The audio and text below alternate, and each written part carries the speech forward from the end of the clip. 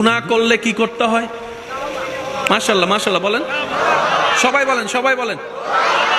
তওবা মানে কি? তওবা মানে হচ্ছে রবকে ছেড়ে ভুল পথে চলতে চলতে অনেক দূর চলে গেলাম, গুনার পাহাড় বানাই ফেললাম। তওবা মানে হচ্ছে ওই ভুলতে পথ থেকে আবার ফিরে রবের পথে ফিরে আসার নামই হচ্ছে তওবা।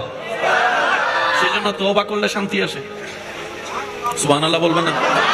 তওবা করলে শান্তি আসে। কেন আসে? তওবা করলে গুনাহ মাফ হয়, তওবা করলে রবের রহমতের নজর পাওয়া যায়, তওবা করলে নেকির পাল্লা ভারী হয়, তওবা করলে কালি মন পরিষ্কার হয়, তওবা করলে চিন্তার মধ্যে সৌন্দর্যতা আসে, তওবা করলে ধৈর্যের লেভেল বাড়তে থাকে, তওবা করলে সহ্য ক্ষমতা বেড়ে যায়, তওবা করলে মনটা উদার হয়ে যায়, তওবা করলে মনের বিশালতা বেড়ে যায়, তওবা করলে অন্য অপরাধ করলে ক্ষমা করার যে ইচ্ছাটা থাকে না সেই ইচ্ছাটা বেড়ে যায়।